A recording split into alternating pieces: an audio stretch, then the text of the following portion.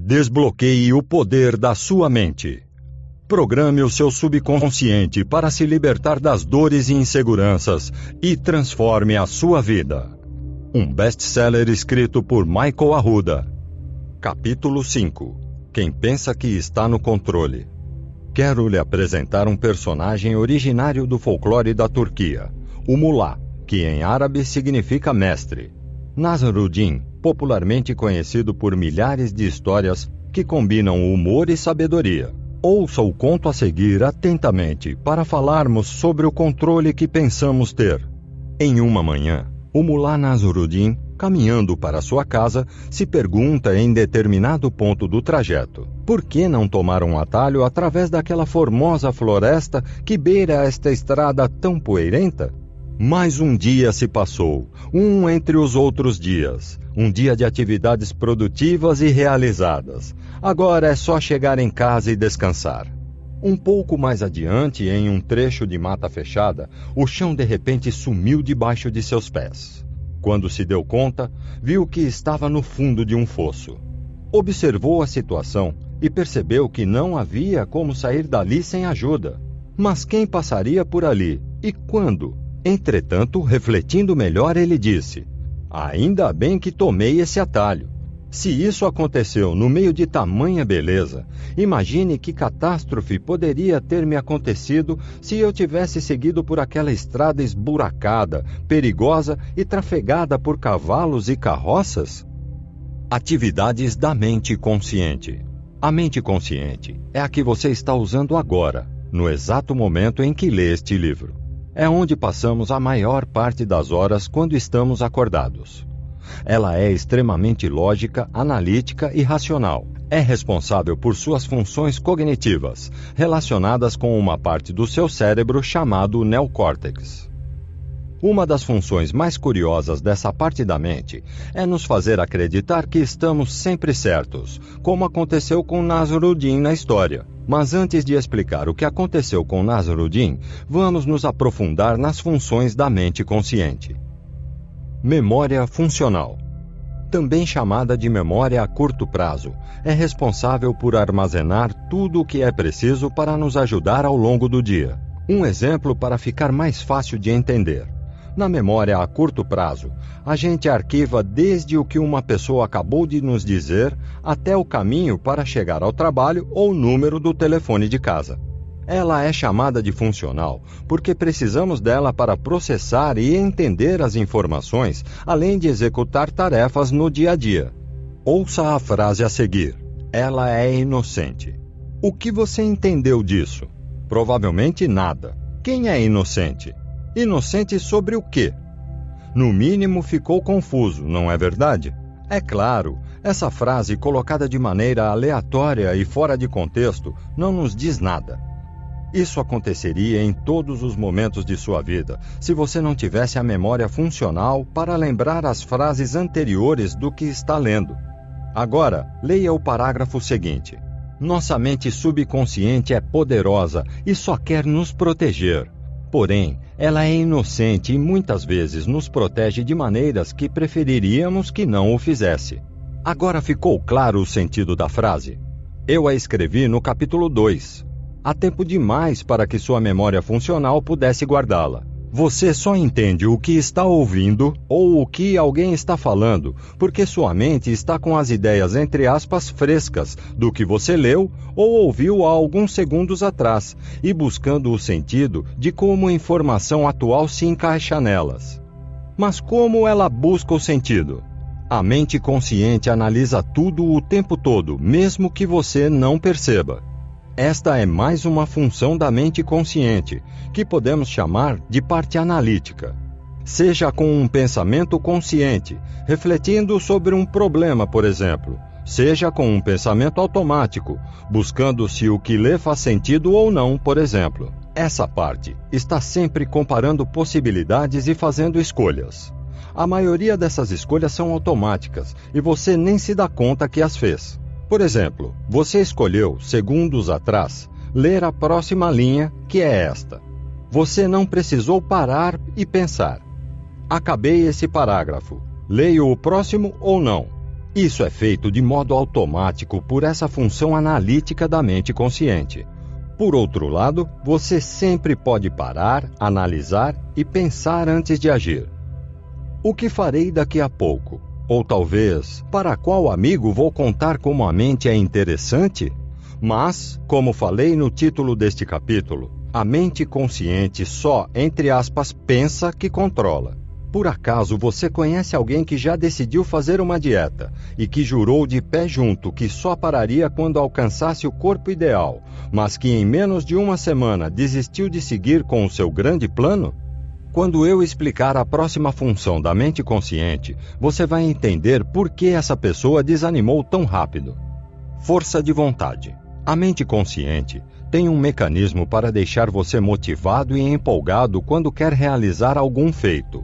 É a famosa força de vontade. E ela é muito útil em diversas situações, como virar à noite trabalhando naquele projeto que você precisa entregar amanhã, ou ficar até o final de uma apresentação que você considera enfadonha, mas cujo conteúdo é importante. Porém, o que pouca gente sabe é que a força de vontade é limitada. Ela é como uma pilha que se recarrega sozinha, mas de forma lenta. Você pode usá-la, mas quando terminar sua energia, é preciso esperar as baterias se recarregarem. Exatamente como acontece quando fazemos regime. A força de vontade é total nos primeiros dias, mas vai chegar a hora em que o desejo de colocar um chocolate na boca falará mais alto. Para deixar bem clara essa ideia da limitação da força de vontade, vou resumir um experimento feito em 1998 pelos psicólogos Roy Baumeister e Diane Tissey, ambos pesquisadores na Case Western Reserve University. Foram colocadas 2 bandejas diante de 67 estudantes em jejum, divididos em 2 grupos no mesmo espaço. Uma bandeja com biscoitos de chocolate que tinham acabado de sair do forno e outra com rabanetes.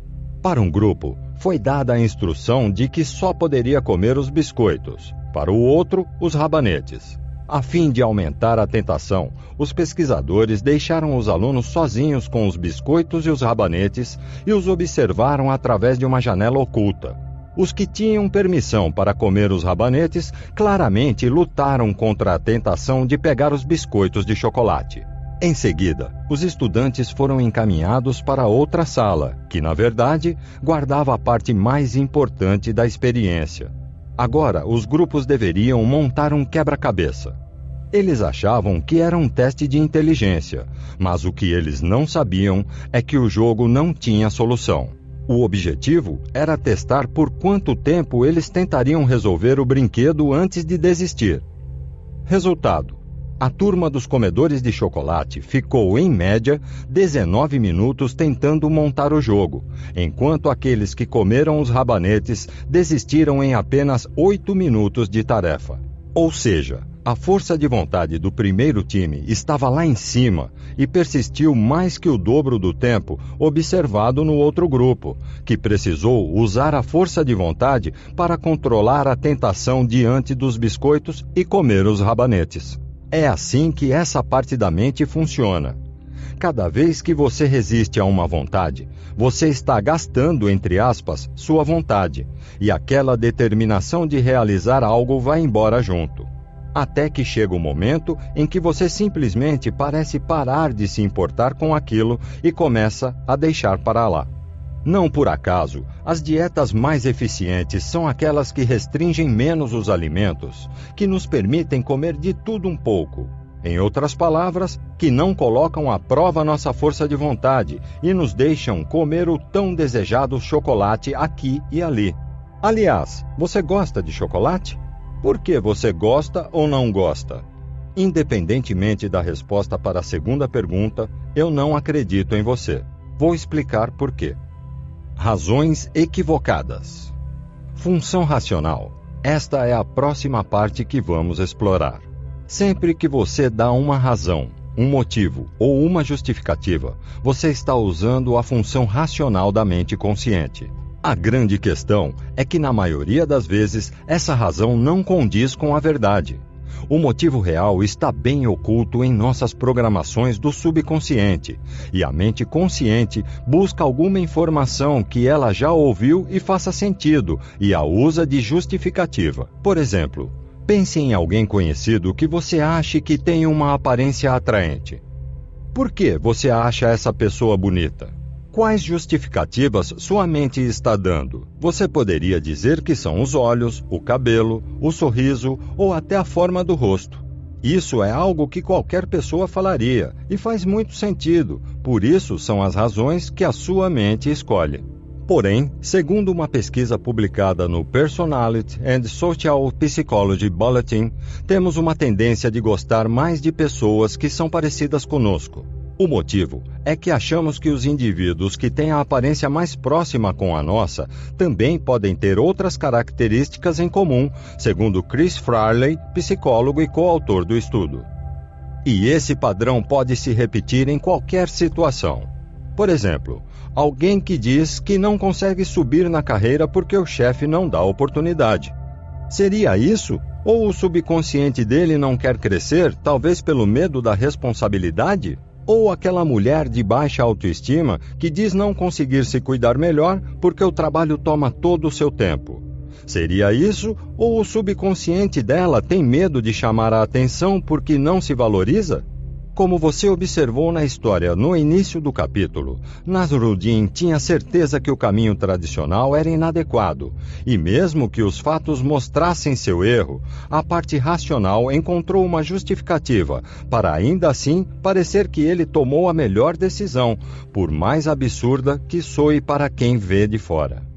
Veja só como podemos ser enganados pela nossa mente consciente. Renata não queria ir à praia. Magra e jovem aos 32 anos, a arquiteta Renata não conseguia ir à praia.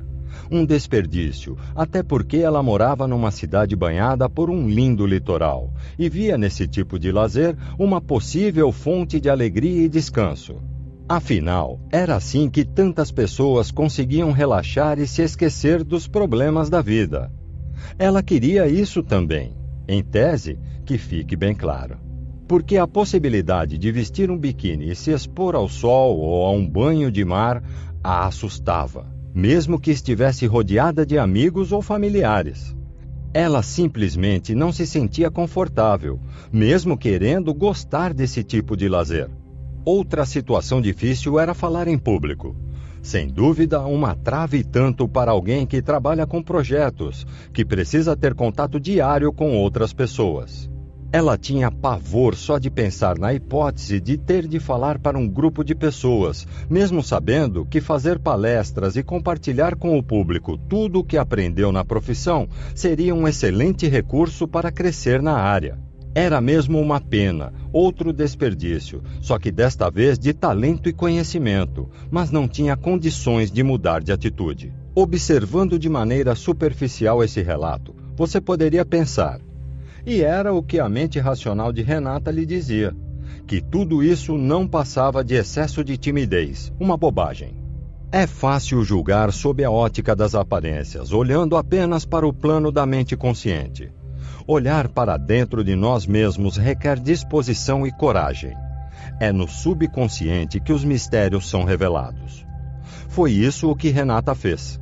Ela resolveu passar pelo processo da hipnoterapia e, quando acessou o subconsciente, se viu ainda na barriga da mãe, ouvindo o pai dizer que aquele bebê era um menino e que ia jogar futebol quando crescesse.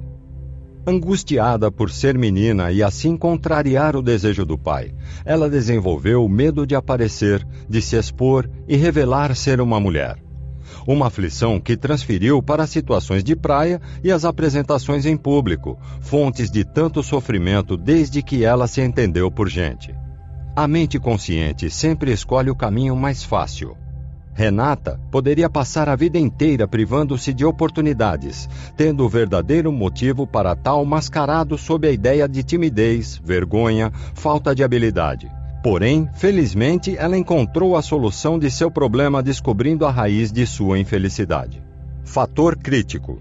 Outra peça que mora na mente consciente é o fator crítico. Do que se trata? de uma espécie de funcionário infiltrado em nome da mente subconsciente. Esse funcionário seria como um porteiro que filtra todas as mensagens que chegam.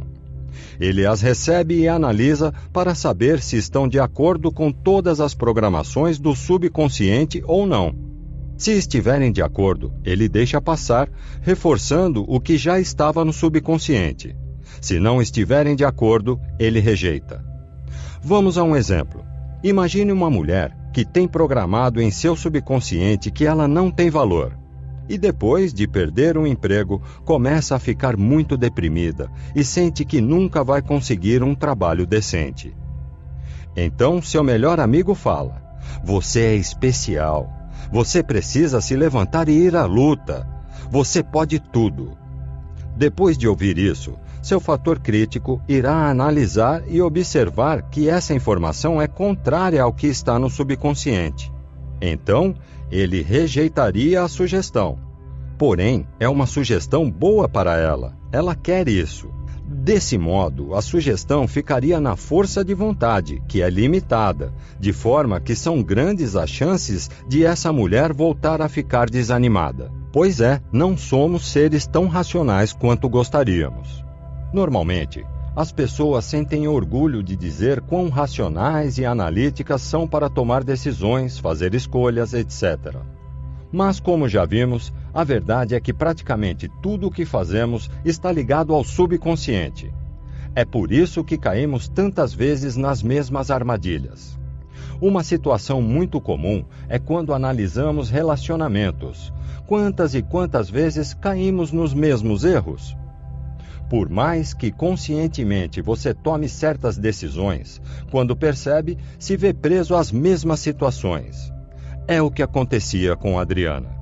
O desafio de encontrar um grande amor. Adriana tem 29 anos e já foi ao casamento de muitas amigas. A cada cerimônia, ela sente o coração se apertar um pouco mais. Mesmo sabendo que a felicidade não está necessariamente na troca de alianças e que é possível ser feliz sozinha, ela quer dividir a vida com alguém. Sonha com isso. O fato é que Adriana não consegue encontrar um homem que preste, entre aspas.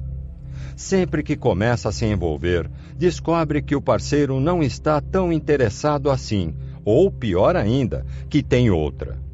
Está cansada de ser traída, aliás. Por isso, não se acha atraente nem sedutora o suficiente para conseguir estabelecer um relacionamento sério. Morre de medo de ficar sozinha. Um dia, decidiu recorrer à hipnoterapia para tratar dessas questões. Por que não? Outros métodos de terapia não haviam funcionado no passado. Ela queria tentar. Durante o processo, se viu ainda com 4 anos diante de uma cena de briga entre os pais, com a mãe chamando o marido de imprestável, entre aspas. O casal se separou e Adriana seguiu morando com a mãe. Mais adiante, ao começar um novo relacionamento, a mãe foi traída e Adriana se lembrou perfeitamente de vê-la no colo de uma irmã chorando e afirmando que, adivinhem, entre aspas, homem nenhum presta, concluindo ser melhor viver sozinha. Aquela revelação caiu como um raio. Com o apoio da hipnoterapia, ela aprendeu a separar aquela dor, que não era sua, da própria história. Antes de saber por que agia dessa forma, afastando relacionamentos duradouros com homens que realmente quisessem compromisso com ela, Adriana agia de modo a cumprir sua antiga programação mental. Se um homem com potencial para namorado sério se aproximava, a mente subconsciente dela dava um jeito de fazer com que ela acumulasse trabalho, por exemplo, só para não ter tempo de ver o pretendente. E assim a vida seguia seu curso. Depois da hipnoterapia, ela entendeu que seu caminho poderia ser completamente diferente e que os homens não são todos imprestáveis e indignos de confiança.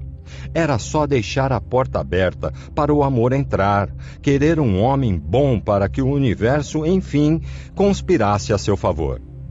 Passado algum tempo, conheceu Mateus, um advogado pouco mais velho do que ela e que trabalhava perto de seu consultório. Ela é dentista. Foi num restaurante nas redondezas na hora do almoço. Ele era amigo de alguns conhecidos dela. Não demoraram a aparecer as afinidades. Para resumir, estão juntos há 10 meses e já fazem planos para o futuro, que deve começar com a compra de um apartamento, seguida por uma cerimônia de casamento apenas para os familiares e amigos mais chegados. Adriana finalmente perdeu o medo de ser feliz. O primeiro passo para tomar o controle da própria mente é se conscientizar de como ela pode estar enganando você. Então, é seu momento de pensar. Quando foi a última vez que decidiu fazer algo, mas não fez? Ou que começou algo e não terminou? E quais motivos, desculpas, sua mente lhe deu? Já se pegou pensando que algo é muito difícil? Ou que você sempre vai ser assim? Por quê? Analise bem as justificativas que sua mente traz e saiba que são apenas invenções dela. Não se importe tanto com seus pensamentos de desânimo ou de conformismo. Eles não são quem você realmente é. A propósito, já ficou claro que você não é seus pensamentos. Mas, já se perguntou quem você é realmente? Capítulo 6. Quem realmente controla a sua vida. Muitas vezes, carregamos fardos que dificultam nosso caminho por razões que, se bem analisarmos, não fazem sentido. Certa vez, Nasruddin, em sua peregrinação, encontrou um largo rio que o impedia de continuar o caminho. Devido à agitação das águas, seria muito perigoso atravessá-lo nadando. Então, ele juntou tudo o que podia e passou um dia e uma noite construindo uma bela e segura canoa. Na manhã seguinte, a colocou na água e pôde chegar ao outro lado da margem sem maiores dificuldades. Assim que ele estava em terra firme, amarrou a canoa em suas costas e, com muito esforço e sofrimento, continuou seu caminho em direção à floresta, praticamente se arrastando para suportar todo aquele peso. Num momento, um passante o avistou e, curioso, perguntou: "Senhor, por que está carregando essa canoa em meio a uma floresta?" Nasruddin respondeu de prontidão: "Não posso deixá-la para trás. Ela me ajudou a atravessar o rio. Espero que também me ajude a atravessar a floresta." Você já reparou que muitas vezes temos atitudes que não fazem sentido? Ou que sentimos emoções que sabemos que não deveriam estar em nós? Já percebeu como é difícil criar um novo hábito e acabar com uma mania péssima?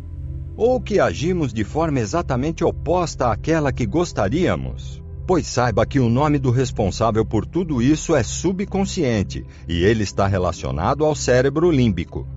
Estamos falando de uma parte da mente que simplesmente registra tudo à sua maneira, todas as experiências e sensações desde quando nascemos ou até mesmo antes, durante a gestação na barriga da nossa mãe.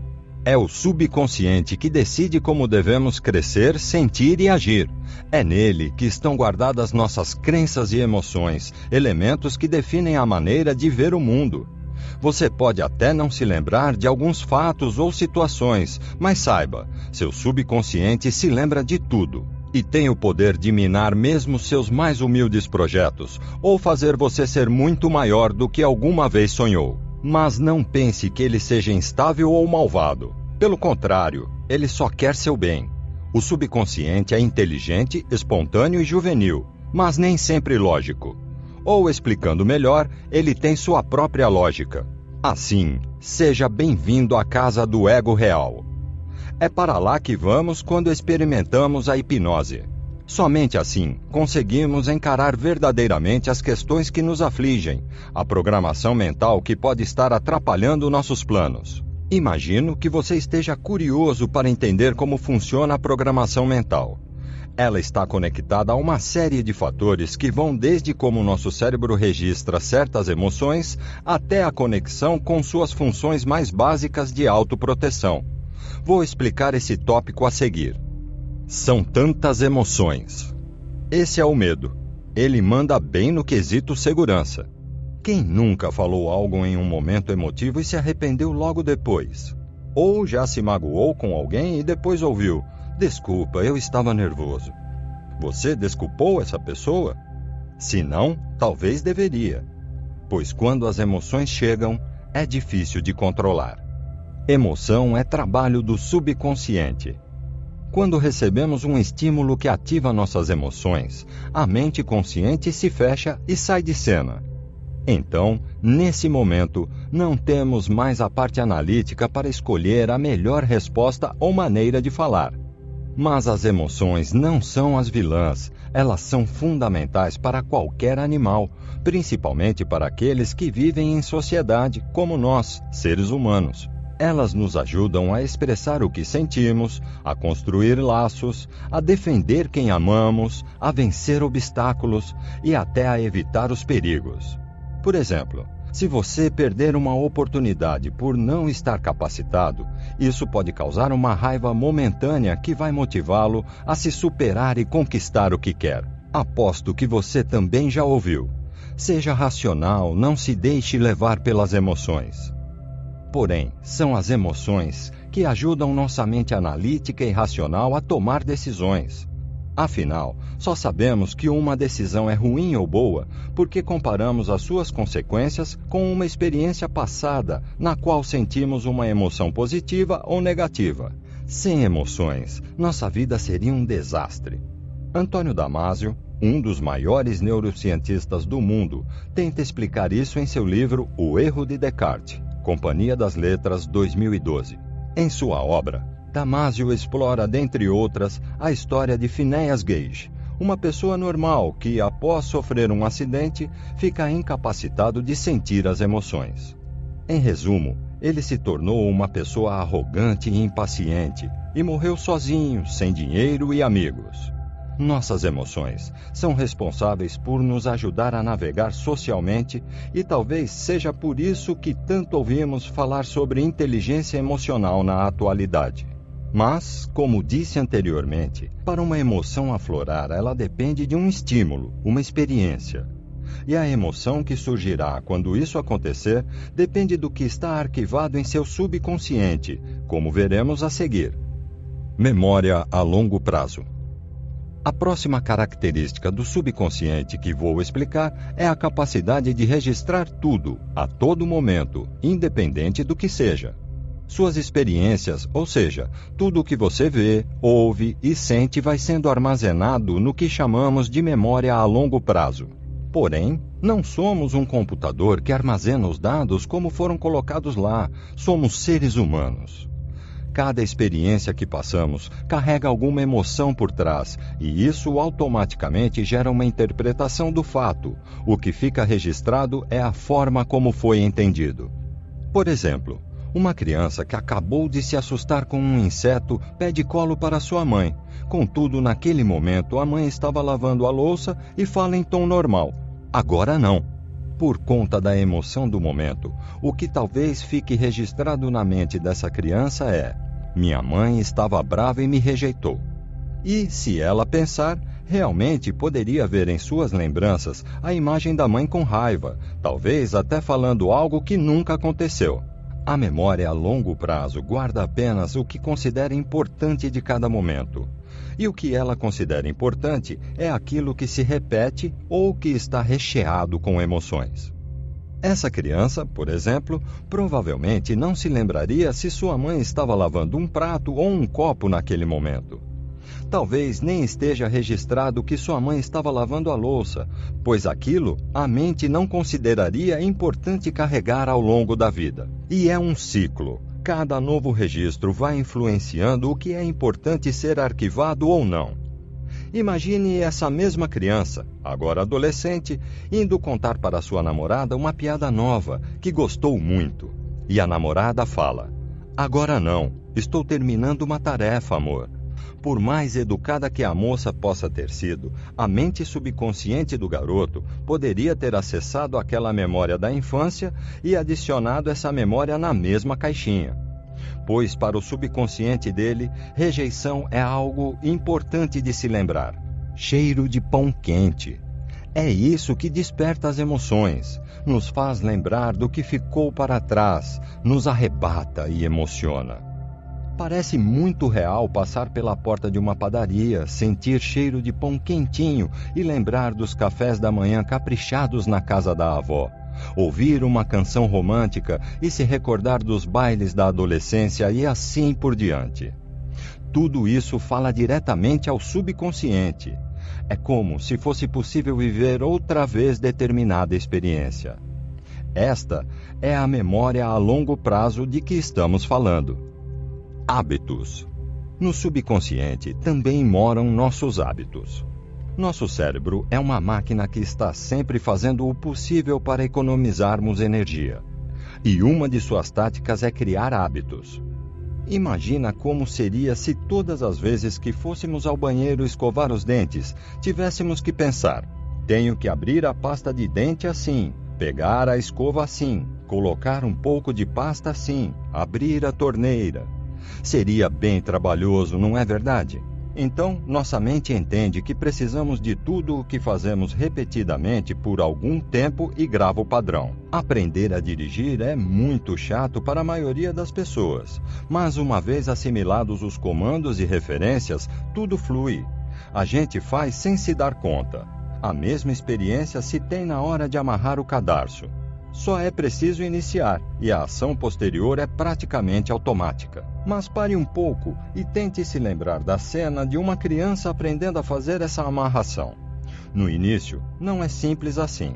A gente faz sem drama porque o subconsciente adquire a prática e facilita a execução para nós. Costumamos dizer que existem 3 tipos de hábitos: os bons, os maus e aqueles simplesmente úteis, que são maioria. Um estudo de 2006 da Universidade Duke estima que mais de 40% das ações que executamos diariamente são resultados de hábitos e não de decisões conscientes. Ao acordar de manhã, por exemplo, ninguém perde tempo pensando em qual perna apoiará primeiro no chão. A gente se levanta e pronto. Nesse cenário, o desafio é criar bons hábitos e eliminar os maus. Saiba que isso é perfeitamente possível, e voltaremos a esse tema mais à frente. Mais uma vez citando Jerry, tenhamos em conta que todo hábito que você pode criar, você também pode eliminar. Autoproteção. Vamos destacar agora aquela que provavelmente seja a parte mais importante da mente subconsciente: a autoproteção. Trata-se de um mecanismo que existe para nos defender de situações negativas, sejam reais, sejam imaginárias. As pessoas que sofrem com fobias sociais, por exemplo, são normalmente alvo de repreensões. Ouvem o tempo todo que precisam se acalmar. É preciso ter em conta, no entanto, que o subconsciente delas provoca esse impulso de sair correndo porque entende que elas estão de frente para algo realmente prejudicial. Não sabemos o que foi registrado na memória a longo prazo delas, mas para elas o perigo é real. Nesse caso, para não correr riscos desnecessários, as sinapses, locais de contato entre neurônios onde ocorre a transmissão de impulsos nervosos de uma célula para outra, disparam rapidamente no cérebro e provocam uma reação exagerada. Para interromper essas conexões, novamente é necessário um grande esforço. Um empenho que deve ser muito maior do que o gatilho que o disparou.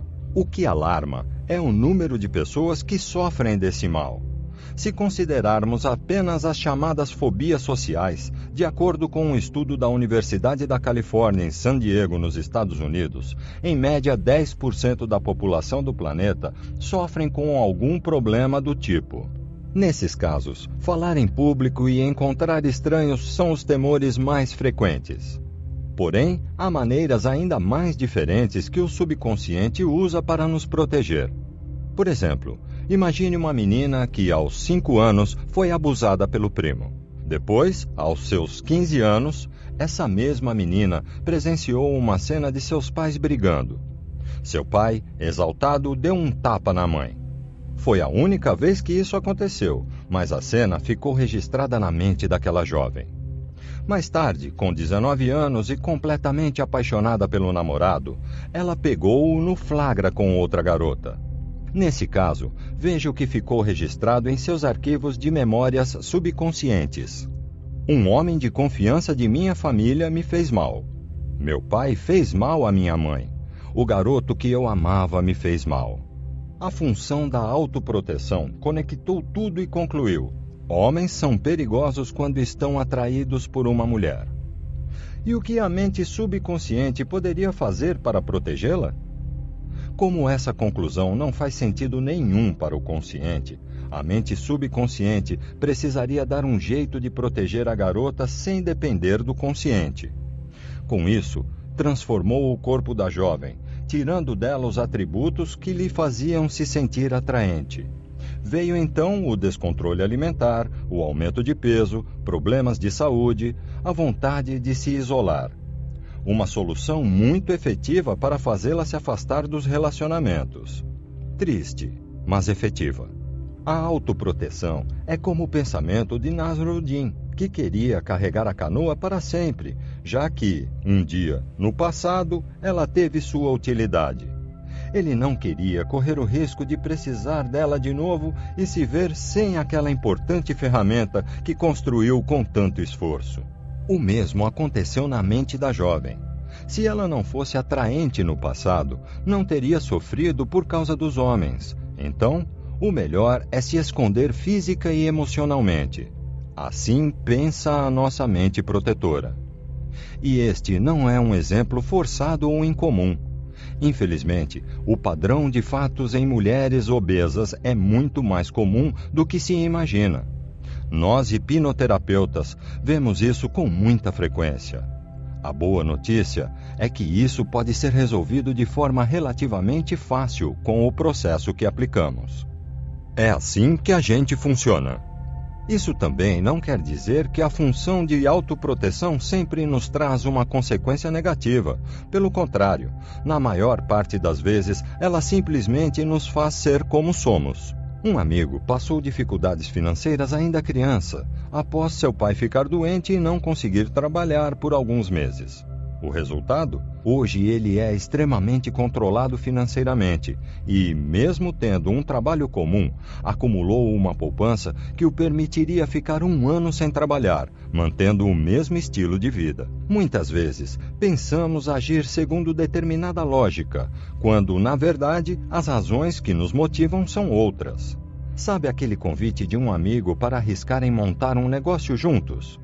Você pode até pensar que aceitou pela vontade de enfrentar um novo desafio profissional. Mas, no fundo, pode ser uma necessidade sua de ser reconhecido por ter sofrido bullying na escola. Aquele advogado, de quem você gostou de cara, pode não ser necessariamente o homem mais gentil do mundo, mas você sentiu muita confiança nele porque seu sorriso lembra o do seu pai. Esta, sim, uma figura especial que lhe traz segurança. É apenas nossa mente nos guiando pelos caminhos que ela acredita serem os melhores. É assim que a gente funciona. Mudar essas programações geraria um enorme trabalho. E você lembra que a mente quer fazer de tudo para economizar energia? Por isso é tão difícil mudar utilizando apenas nossa vontade. Seria como utilizar os 5 soldados para lutar contra os 95. Para não sobrecarregar o sistema. O subconsciente, com todas suas funções, existe para nos ajudar a viver e a evoluir de forma segura, de acordo com o que ele aprendeu. Ele processa o bombardeio de informações que recebemos todos os dias. Sem ele, o sistema poderia entrar em pane. Nossa mente consciente não daria conta sozinha. Nosso cérebro recebe cerca de 11 milhões de bits de informação por segundo, mas o consciente só consegue processar de 16 a 50 bits. Há a percepção sensorial, a memória, as decisões a serem tomadas, os atos cotidianos, as ameaças do dia a dia, uma longa lista de atividades nessa linha. Quem comanda a operação e nos permite realizar tudo isso é a mente subconsciente. Esse trabalho árduo acontece fora de sua consciência. Esta já recebe os dados prontos e as informações processadas. É a mente subconsciente que trabalha pesado enquanto você nem se dá conta do que está acontecendo. Um mecanismo muito elaborado, você não acha? Jung, uma das referências da psicologia, traduziu bem esse entendimento ao afirmar que Os aspectos sublimares de tudo o que acontece conosco podem parecer pouco importantes na vida cotidiana, mas, ao mesmo tempo, são as raízes quase invisíveis de nossos pensamentos conscientes.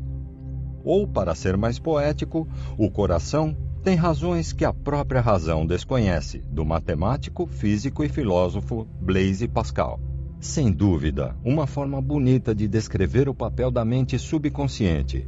Somos muito mais do que razão. Agora, para você entender como a mente pode, de forma sutil, impedi-lo de realizar seus sonhos, deixe-me lhe contar a história do Rafael, hoje um grande amigo. O aluno que virou professor. Rafael Crash tem 34 anos. É casado e pai de 3 filhos. Apaixonado por hipnose, ele se dedicava à atividade apenas nas horas vagas, afinal, tinha o tempo limitado em razão de seu trabalho como funcionário público da Prefeitura de Joinville, em Santa Catarina, onde mora com a família. Sentia-se estagnado e insatisfeito. Considerava o trabalho entediante, sempre a mesma rotina, não se sentia contribuindo com a sociedade, mas pensava que era preciso aceitar a realidade e ponto final. Ele pensava, nem todos dão sorte na vida, não é verdade? Para ele, parecia impossível viver de hipnoterapia, que era o que realmente queria fazer. Tanto que não tinha coragem de divulgar suas atividades na área, não se sentia confortável e não investia no consultório que mantinha para fazer alguns poucos atendimentos. O ponto de virada foi em um evento que eu estava realizando para ensinar hipnoterapia. Em dado momento, Rafael se candidatou a passar por um processo de hipnoterapia comigo. Durante a sessão, identificamos que ele tinha fortes sentimentos de incapacidade e fomos buscar a origem disso. Ainda bebê, na maternidade, ele acordou numa noite e se viu sozinho no berçário. Ficou assustado e quis sair dali, então começou a chorar. Não apareceu ninguém imediatamente e ele se sentiu incapaz. Sua mente gravou que ele estava à mercê da vida, que não havia conseguido agir, pedir ajuda. Agora tudo fazia sentido. Ainda bebê, seu subconsciente aprendeu que ele era incapaz. Afinal, para que se esforçar se não se pode mudar nada? Quer saber o final dessa história? Após resolver esse entendimento equivocado de que era incapaz, Rafael naturalmente mudou por completo sua atitude diante da vida e passou a assumir 100% da responsabilidade sobre seus resultados. Tanto que, poucos meses depois, deixou seu cargo público para viver daquilo que gosta, hipnoterapia. Não demorou a se tornar um dos hipnoterapeutas mais renomados do Brasil, com a agenda de atendimentos lotada. Ele teve tanto sucesso que passou a ajudar colegas hipnoterapeutas que estavam com dificuldade. Assim, eu também aproveitei a oportunidade e o convidei para se especializar mais ainda e fazer parte do meu time. Hoje ele é instrutor da Omni Brasil e treina centenas de novos hipnoterapeutas para transformar a vida de ainda mais pessoas. E você, qual parte de sua vida o incomoda? Qual canoa está carregando? Já identificou algum padrão do subconsciente? Do que ele pode estar tentando protegê-lo? Vamos nos aprofundar ainda mais nessa viagem à mente. Capítulo 7. Funcionamento da mente. A vida no piloto automático. Um dia, um homem deprimido, inspirado pelos contos de fada, parou em frente ao espelho e falou: "Espelho, espelho meu, existe alguém no mundo mais triste do que eu?" Para sua surpresa, o espelho respondeu: "Sim." O homem, intrigado, não sabia o que fazer. Um espelho falante que daria a resposta para uma pergunta retórica? Então, o que restou foi perguntar quem poderia estar pior do que ele. E o espelho respondeu: Eu sou mais triste do que você. Porque sou obrigado a ver todos os dias uma pessoa com um potencial infinito, uma capacidade ilimitada, que não se permite viver ou explorar tudo isso, porque colocou na cabeça que é triste. Quantas pessoas, exatamente nesse momento, estão numa situação pior do que você? Quantas pessoas exatamente neste momento estão em seu último dia de vida e tudo o que desejariam eram mais alguns dias para tentar mudar um pouquinho a própria história? Você tem tudo o que é necessário para ser feliz e sabe o que é? Olhe mais de perto, talvez perceberá. O homem não podia discutir com algo que não existe, algo que provavelmente foi uma criação da mente dele. Não fazia sentido. Então a ficha caiu. Se ele criou aquele espelho falante, também criou sua tristeza. Tudo era só um reflexo do que ele estava olhando. Bastava olhar para outro lugar. Agora que você já tem uma noção geral de como cada parte de nossa mente trabalha, vamos entender de que forma a mente como um todo funciona no dia a dia, muitas vezes sem que a gente se dê conta. Consciente e subconsciente interagindo na prática. 1. Você foi criado para ser sempre uma pessoa aceita, tiraria boas notas e com isso faria progresso, ganharia bem, atingiria uma boa posição na sociedade e seria feliz. 2. Fatores externos. A sociedade o influencia a ser bem-sucedido, mostrando que sucesso é igual a felicidade e que o grupo de pessoas bem-sucedidas é o ideal, que todos deveriam pertencer a ele. 3. Subconsciente. A memória a longo prazo confirma que você precisa ser aceito e ter uma boa posição. 4. Subconsciente. A autoproteção percebe que você não está como deveria e ativa suas emoções para você se sentir mal. 5. Consciente. A parte racional tenta explicar por que você está mal, e as únicas referências que ela tem são a programação, atingir uma boa posição na sociedade e a situação atual. O sucesso mostrado na sociedade é maior que o meu. Portanto, tira a conclusão. Estou mal porque não tenho o sucesso que a sociedade diz que eu deveria ter. 6. Consciente. A parte analítica quer saber o que fazer para ter sucesso, e as respostas disponíveis são sempre referentes a ganhar mais dinheiro e, assim, ser mais feliz. Portanto, começa a buscar as melhores formas de conquistá-lo na memória. 7. Consciente. A memória a curto prazo está inundada de informações de casos que leu ou ouviu sobre alguém que abriu um negócio e ganhou um bom dinheiro. 8. Consciente. A parte analítica chega à conclusão de que a melhor forma de ganhar mais é abrindo um negócio. 9. Consciente. A força de vontade é ativada para focar e fazer o que for necessário para o novo negócio dar certo. 10. Subconsciente. A possibilidade de um negócio dar certo fica iminente, então o subconsciente capta todas as possíveis mudanças na vida que isso proporcionaria e checa na memória a longo prazo se tudo está congruente. 11. Subconsciente. A memória a longo prazo tem informações muito fortes e negativas em relação ao dinheiro. Pessoas ricas são desonestas e esnobes. E também tem informações de que a honestidade é nosso maior bem. 12. Subconsciente. A autoproteção é ativada de novo para não deixar que isso aconteça e ativa a emoção. 13. Subconsciente. Cria emoções de desânimo para o que estava fazendo e, ao mesmo tempo, emoção de empolgação para oportunidades erradas, para não deixar acontecer o plano de ser bem-sucedido. 14. Consciente. A força de vontade acaba, e a mente analítica deixa-se levar pelas oportunidades erradas produzidas pelo subconsciente. 15. Subconsciente. Você deixa de fazer o necessário para desviar o foco e isso reforça o hábito de perder o foco. 16. Consciente. O negócio dá errado e a mente racional justifica. O problema é a crise. 17.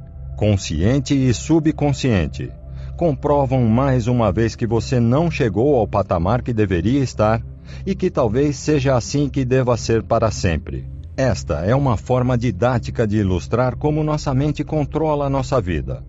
Obviamente não é possível abrir o cérebro, muito menos a mente, e achar caixinhas com informações explicando a função de cada uma.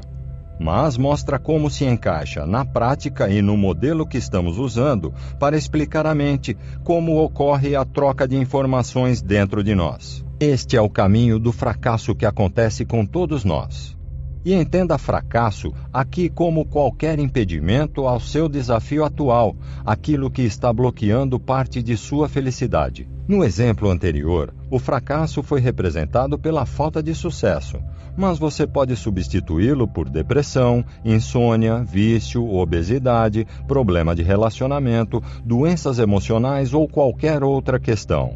O caminho é similar. Há uma programação em você que o impede de ser ou estar do jeito que acredita ser o ideal.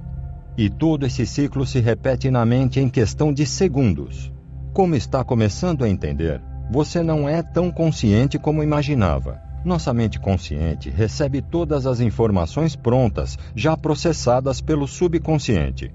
Podemos dizer que temos consciência daquilo que o subconsciente quer que tenhamos, e isso já foi inclusive demonstrado pela ciência. A ação já começa antes mesmo de pensarmos sobre ela. Referência nos estudos na área, o psicólogo Benjamin Libet fez uma experiência hoje tida como um marco. Ele conseguiu provar que uma região do cérebro envolvida em processar uma atividade motora tinha atividade elétrica uma fração de segundo antes de os participantes da pesquisa tomarem uma decisão. Uma decisão simples, como a de apertar um botão. Ou seja, alguma coisa aconteceu antes de o consciente ordenar: aperte o botão. Libet não estava sozinho. Outro estudo publicado no periódico científico PLOS ONE em 2011 teve resultados que foram ainda mais longe. Dessa vez, o pesquisador Stefan Bold e sua equipe fizeram exames de ressonância magnética em 12 voluntários com idade entre 22 e 29 anos. A tarefa pedida era a mesma: apertar um botão, o que poderia ser feito com a mão direita ou esquerda. No fim, os estudiosos conseguiram saber qual seria a decisão tomada pelos participantes 7 segundos antes de eles se darem conta do que estavam fazendo. Nesse tempo, os tais 7 segundos de intervalo, foi identificada a atividade elétrica no córtex do polo frontal. Na sequência, a atividade elétrica foi direcionada para o córtex parietal, uma região de integração sensorial. Ou seja, definitivamente não estamos no controle. Aquilo que você pensava fazer de forma consciente, que até tinha diversas justificativas para explicar o que fazia, pode ter sido decidido pela sua mente subconsciente até 7 segundos antes de você pensar. E outros cientistas apoiam essas ideias. O pesquisador Patrick Haggard, do Instituto de Neurociência Cognitiva e do Departamento de Psicologia da Universidade College London, afirma que primeiro acontece uma atividade elétrica no cérebro e só depois surge o sentimento de querer algo. Através de experimentos, foi possível estimular certas regiões do cérebro de modo que, como consequência, o participante tivesse a vontade de movimentar a mão. Já o psicólogo Jonathan Haidt, pesquisador da Universidade da Virgínia, nos Estados Unidos, argumenta em seu livro que grande parte dos julgamentos morais também acontece de maneira automática, sob a influência dos sentimentos ligados a certo e errado. Isso sem qualquer racionalização. O que todos esses estudos querem nos dizer é que estamos sempre seguindo uma programação já instalada dentro da nossa mente. Estamos reagindo de acordo com o que a realidade nos apresenta. O interessante é observar que tudo isso acontece em 2 pontos apenas: o que foi programado na mente, ponto 1, e a experiência atual que você vive e ativa essa programação, ponto 2. Você não pode mudar a sociedade, as pessoas e os acontecimentos externos. Porém, pode influenciar sua mente. E você está a cada página entendendo melhor como ela funciona, para então modificá-la. Entretanto, para agir sobre ela, você precisa entender as regras que ela utiliza. Jerry, após décadas de estudo e trabalho no assunto, criou um conjunto de conceitos que nos ajuda a entender como a mente nos afeta na prática. As 7 regras da mente. 1. Todo pensamento ou ideia causa uma reação física. Como você está percebendo, corpo e mente estão sempre conectados. No momento que você inicia um pensamento, alguma emoção pode ser ativada e seu organismo imediatamente começa a se preparar para lidar com aquilo. Essa regra explica por que ficamos arrepiados ao assistir a um filme de terror. O medo ou o susto experimentado com determinada cena faz a pele reagir. Isso para citar apenas um exemplo, uma vez que esse mecanismo se aplica a diferentes situações. Basta trocar a cena da trama assustadora pelo relato emocionado do nascimento do filho de um amigo. Você pode se arrepiar do mesmo jeito ao saber como foi bonito o parto.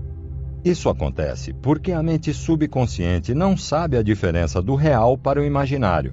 Quer experimentar? Imagine-se passando aquele momento íntimo com seu amor, onde nada mais importa, apenas vocês dois. Pense no que diriam um para o outro, no perfume, no calor do momento, no que estavam sentindo. Imagine por mais alguns segundos. Aposto que seu coração já começou a bater mais forte.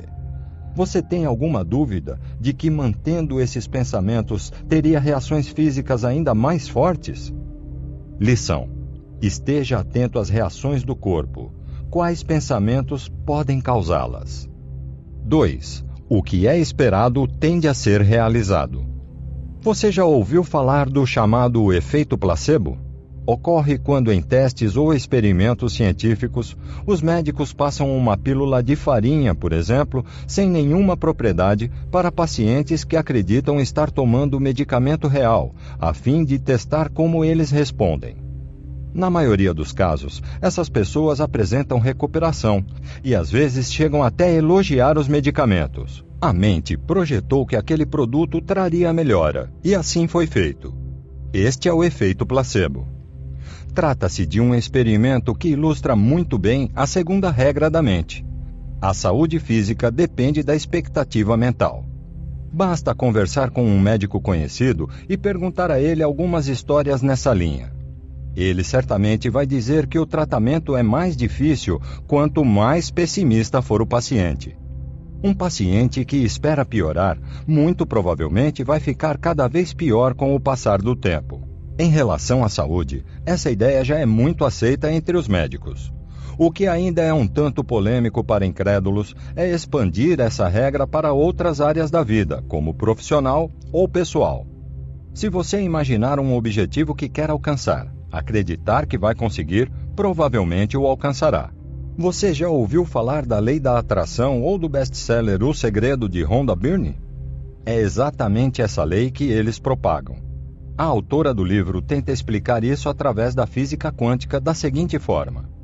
Em termos simples, toda energia vibra numa frequência. Por ser energia, você também vibra numa frequência, e o que determina sua frequência de vibração a qualquer momento dado é o que você pensa e sente.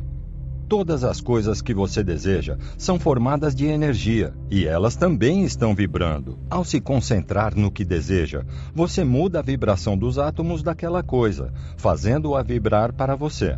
A razão de você ser a mais poderosa torre de transmissão do universo é ter recebido o poder de concentrar sua energia por meio de seus pensamentos e alterar as vibrações daquilo em que se concentra, o que então atrai o que deseja magneticamente para você. É importante salientar que isso é uma interpretação da autora. Os físicos teóricos não aprovam essa teoria e ainda não há estudos científicos que comprovem isso. Confesso que já acreditei e pratiquei fielmente essa ideia e ainda pratico essa segunda regra. Porém, hoje eu a explico de uma forma que, para mim, é mais lógica e prática. Da mesma forma que suas programações podem mudar você e seus planos para pior, também podem mudar para melhor. Se você começa a colocar em sua mente aonde quer chegar, seu subconsciente começa a prestar atenção e buscar formas de chegar lá. Inclusive, isso ajuda a explicar o que muitas pessoas chamam de intuição, fenômeno que ocorre quando a mente percebe de forma consciente um impulso da mente subconsciente. Bem, funcionou para mim. E se você ler histórias de pessoas de sucesso em qualquer área, verá que também funcionou para elas. Lição: acredite que você pode realizar o que quiser. 3. A imaginação é mais poderosa do que o conhecimento quando lidamos com a própria mente. A razão é facilmente anulada pela imaginação. Há uma forma muito simples de você sentir na pele como essa regra funciona. Quer tentar? Imagine seu parceiro traindo você com outra pessoa. Imagine alguns detalhes, talvez os dois combinando o próximo encontro escondido para que você não descubra. Chega, melhor pararmos por aqui. Mesmo que você não esteja atualmente em um relacionamento, ou mesmo que você tenha certeza de onde seu parceiro está, o desconforto começa a surgir no corpo.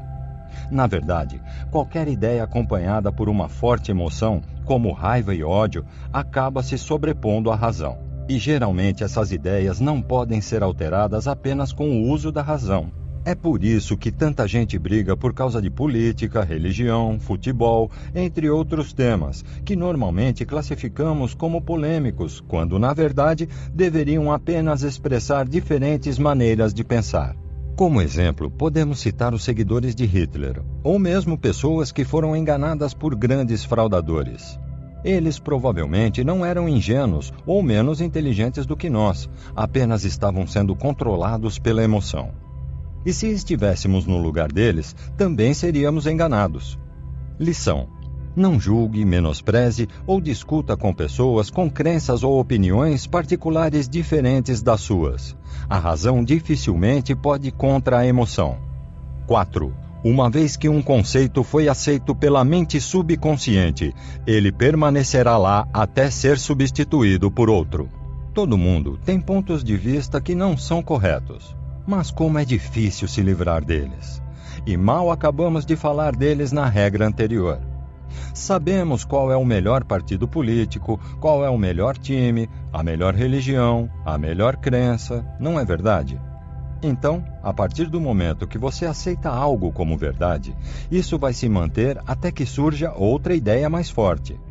E podemos acrescentar, quanto mais tempo uma ideia permanece, maior é a dificuldade para trocá-la por uma nova. Mas não vou me fixar nesses exemplos dados. Esses são assuntos inofensivos na maioria das vezes.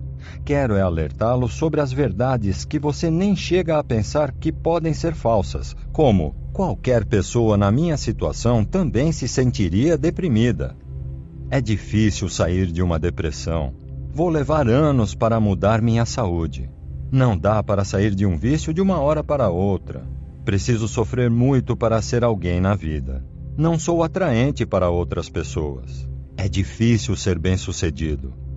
Estas são verdades que você nem pensa em questionar, pois já fazem parte das programações subconscientes. E adivinhe, se você não as questiona e não tenta substituí-las por outras verdades, elas continuarão lá.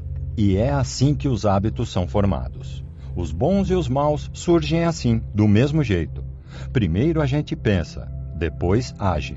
Pode até parecer óbvio, mas não é. Para mudar atitudes e comportamentos, é necessário mexer primeiro em nossos pensamentos. Meu objetivo aqui é abalar suas verdades antigas e sugerir novas. Aquelas que o farão vencer seu desafio e transformarão sua vida. E eu sei o tamanho do potencial disso, pois foi o que fiz para chegar onde estou hoje. Lição: questione as verdades que não são úteis. Mantenha só aquelas que o ajudam a ser quem você quer ser.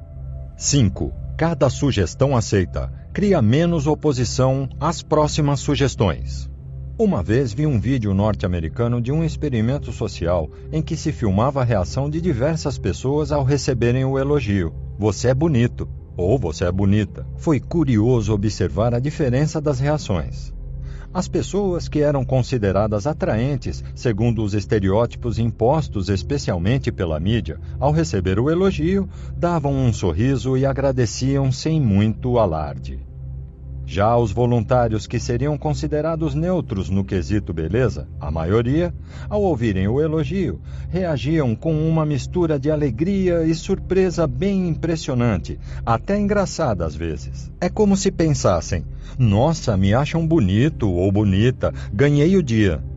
Porém, me lembro de duas pessoas que, diante dos estereótipos que temos, seriam consideradas diferentes. Não pelos traços físicos, mas principalmente pela forma exótica de se vestirem e usarem acessórios, como tatuagens no pescoço e diversos piercings no rosto. Ao receberem o elogio, a primeira reação foi de confusão, e elas pediam para o interlocutor repetir o que foi falado.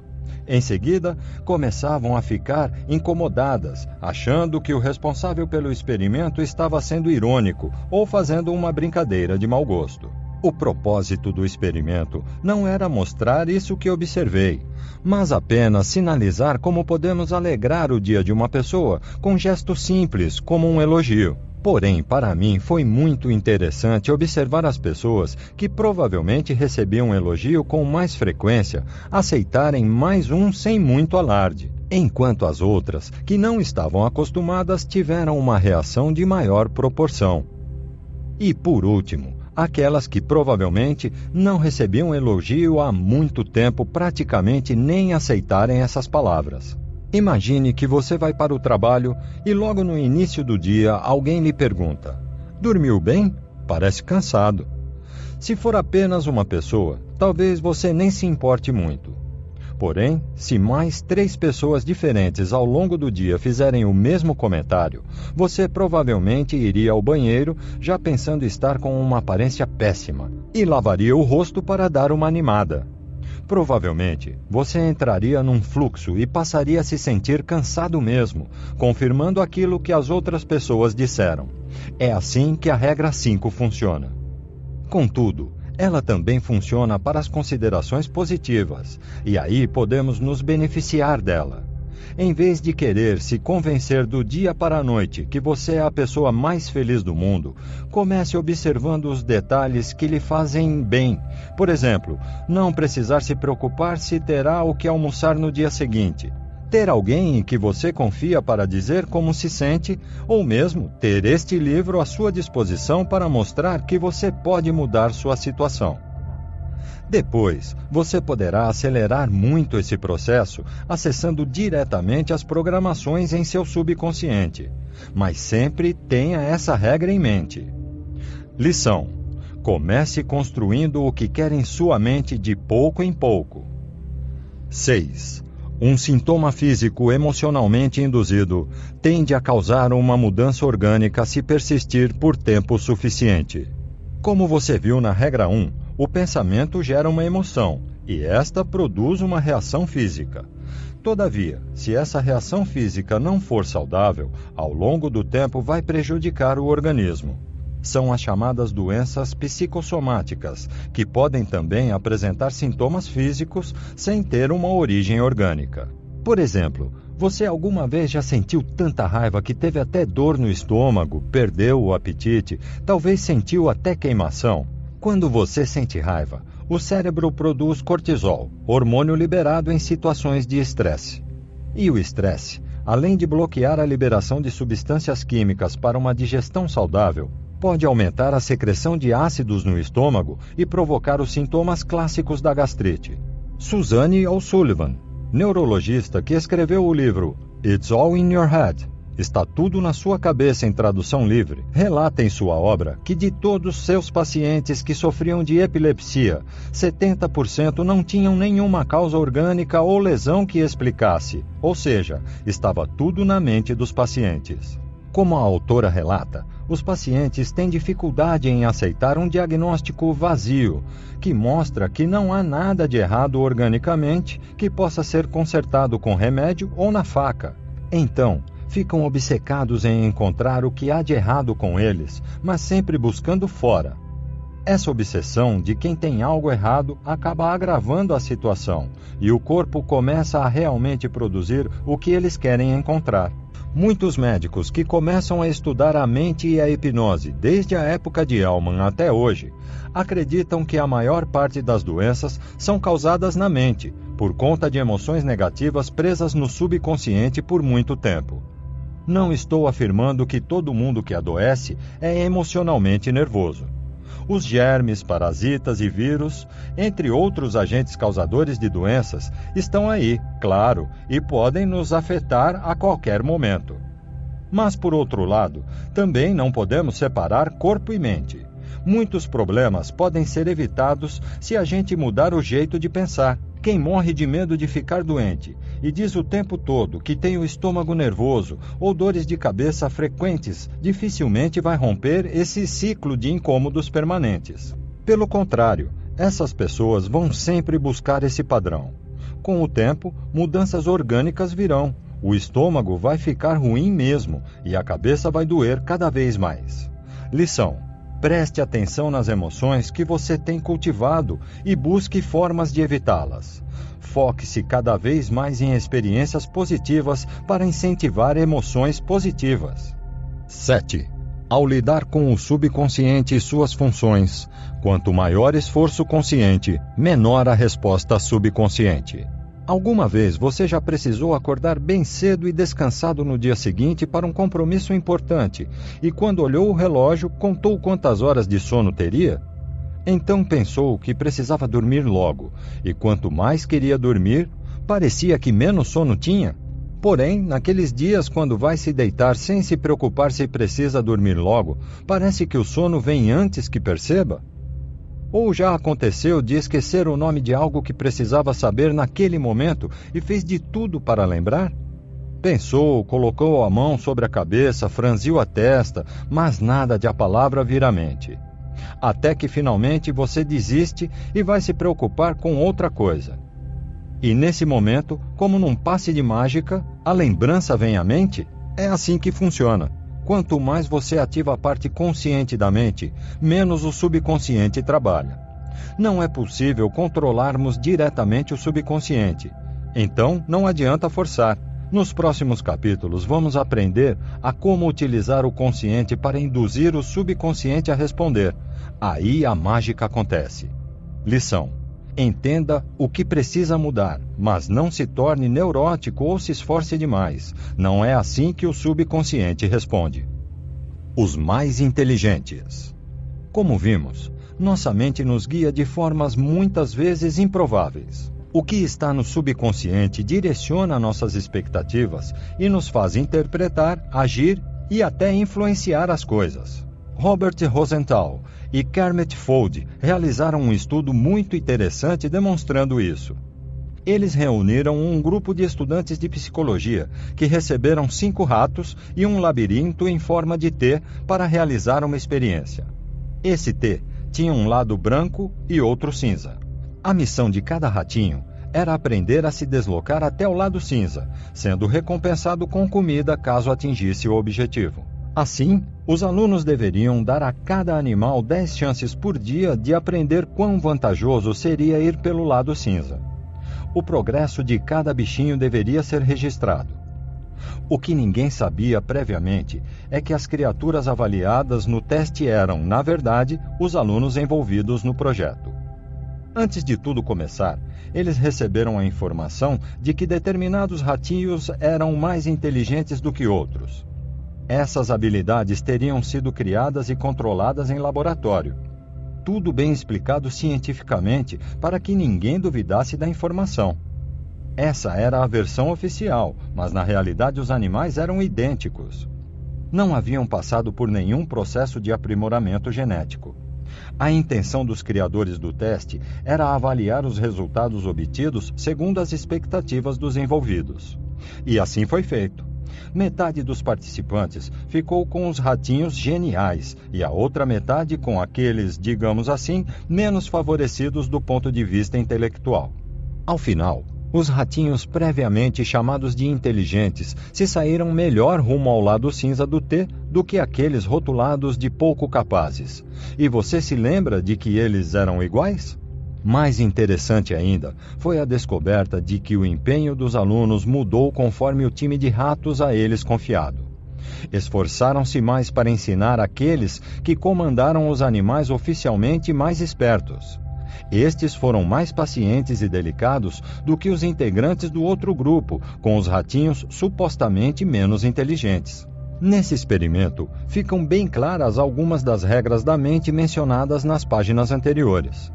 Os estudantes aceitaram a ideia de que um grupo de ratos era intelectualmente superior.